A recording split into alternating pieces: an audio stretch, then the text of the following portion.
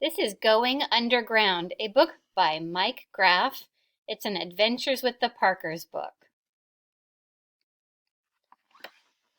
Chapter 1, In the Modern World.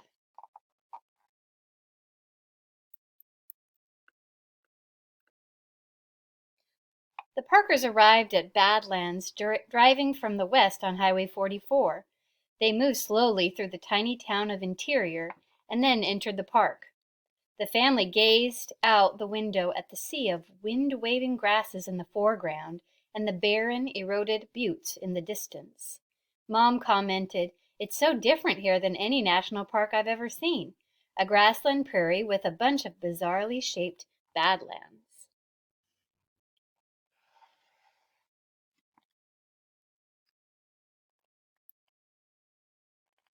The Parkers pulled into the campground and quickly set up their tent and paid for their site.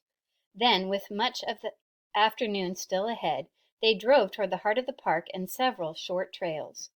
The road took the family past Cedar Pass Lodge and the visitor center. "We'll go there later," Dad remarked. Dad drove slowly up Cedar Pass and toward a convoluted maze of badlands. As they approached the top, the family stared at the close-up views of the highly unusual scenery. "Badlands," Dad called out in awe. "Sure are amazing." "And photogenic," Morgan added, while snapping a few pictures through the rolled-down window.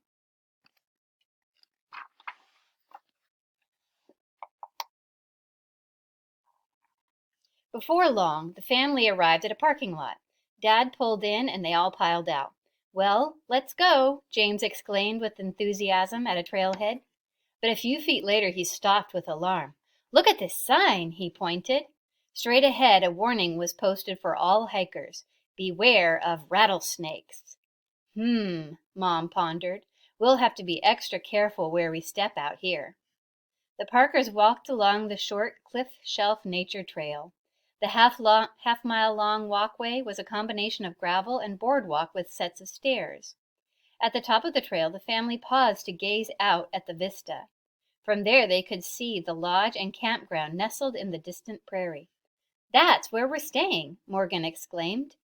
As the family admired the views, a series of vans, trucks, and cars all pulled into the lodge's parking lot. After the caravan of vehicles parked, Dad said, "I wonder what's going on down there." Meanwhile, Morgan scanned the skies as well as the buttes and badlands, looking for a good angle for a picture. She took several of the scenery, but also a few of massive, billowing thunderstorm. "Look at that cloud," Morgan exclaimed. "It has bulges at its bottom that look like pillows." "Good description," Dad said. "Those are mammatus clouds at the base of a building thunderstorm."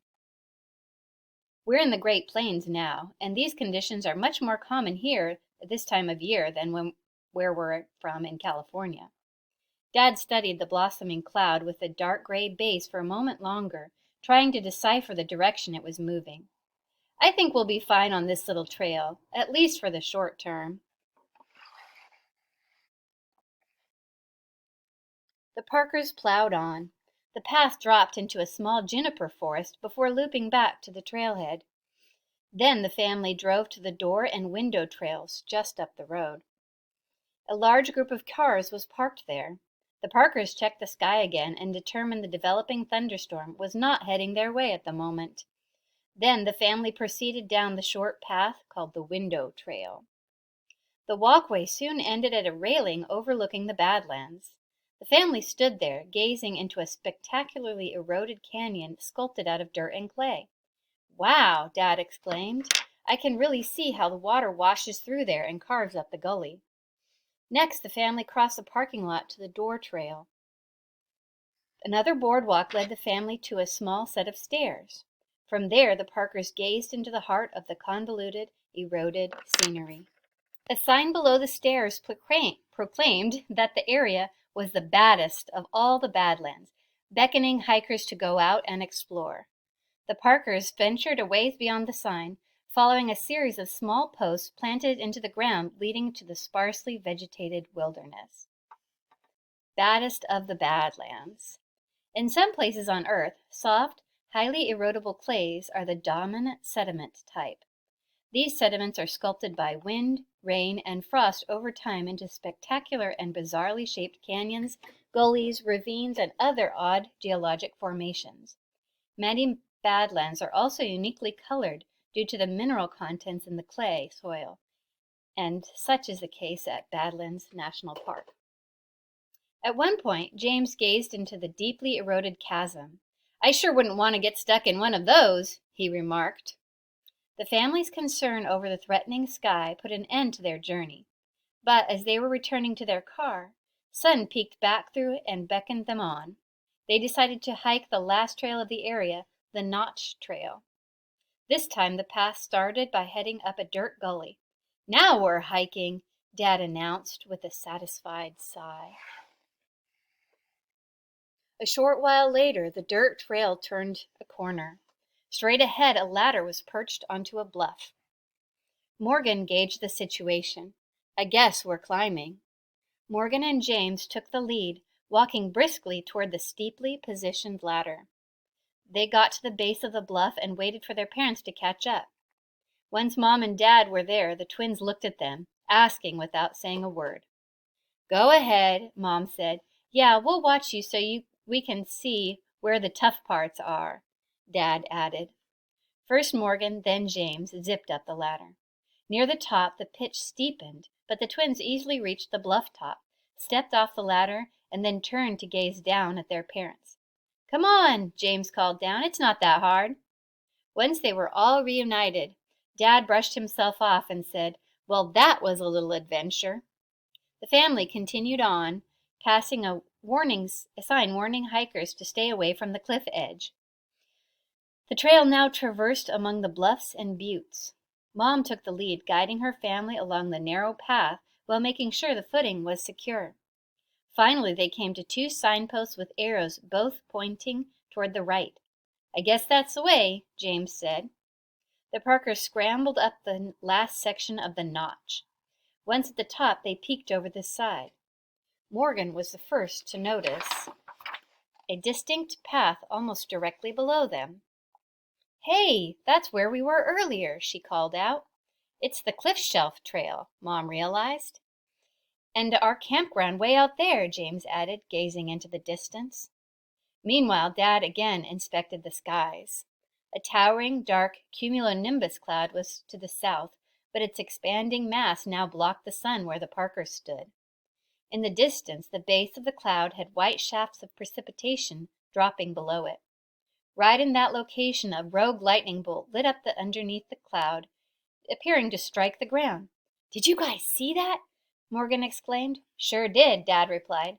"Tornado Alley can really put on a show with thunderstorms."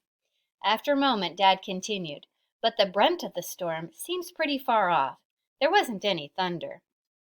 Still, Dad studied the unusual circular formation at the bottom of the cloud. "Wow," he said. "The whole base of the cloud appears to be rotating." Morgan, James, and Mom also looked up. "What do you mean?" James asked. "Sometimes thunderstorms out here become supercells. They take on a mind of their own and rotate in a large circular pattern. Rotation is an indication that the storm might become, or already is, tornadic." "Is that what you meant by Tornado Alley?" Morgan asked. "Yep," Dad said. "A perfect blend of tornado-producing atmospheric conditions brews in these Midwestern states from March until June every year." "It's June 27th, Mom added. "It's still tornado season then." The family watched the thunderstorm from their vantage point, wondering if they were going to see a funnel cloud spin down.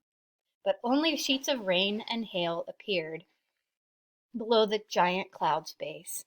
Still, the cloud swelled up before their eyes, further darkening the skies. The wind picked up and it became noticeably cooler. A few drops of heat-breaking rain plunked down around the Parkers. At the same time, shafts of sunlight and shade gave the views of the Badlands an ethereal, vibrant quality. Morgan snapped several pictures. Suddenly a bolt of lightning flashed and distant thunder echoed. Mom snapped too. "We better go," she announced. The Parkers turned around to leave, but as they scampered back to the signpost, two large animals blocked their path. Whoa, Mom said, putting the brakes on her family. The two bighorn sheep were right on the trail. The mother glanced at the Parkers. Then she nuzzled her baby. Sorry, we didn't mean to disturb you, Mom whispered to the noble-looking animals.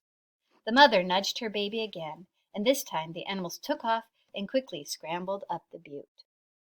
I wish I could climb like that, James said in awe. The family returned to the ladder, climbed down, and finished the walk in the gully. More large drops of rain splattered down. An occasional flash of lightning reminded the Parkers that it was time to head indoors. By the time Morgan, James, Mom, and Dad returned to the parking lot, a full-blown thunderstorm burst forth. The Parkers sprinted toward their car. Now tiny balls of ice, hail, accompanied the sheets of rain blowing across the blacktop. Mom pulled out the car key as she ran. She pushed a button, opening the doors before they got there. The Parkers quickly piled in, shut the doors, and laughed, noticing each other's wet mops of hair. Well, that was fun, Dad said. Then he shook his head, showering his family with second-hand raindrops. Wind and rain continued to pummel the landscape. The family waited a moment. Then Mom checked the time. 3:20, she announced. Maybe it's not the best time for that fossil talk in 10 minutes. We can always try it again tomorrow morning at 10:30, Dad said. They offer it twice a day. And with that, the Parkers drove toward the visitor center and lodge. They opted for the lodge first. Once they got there, the series of trucks, cars, and vans the family had glimpsed earlier were still parked in the front. Several had unusual logos on them. Storm Safari and Lightning Chaser were two of them. Others were also adorned with images of tornadoes, lightning, and massive clouds.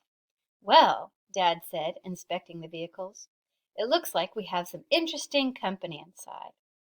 And that's the end of Chapter 1 of Going Underground by Mike Graf.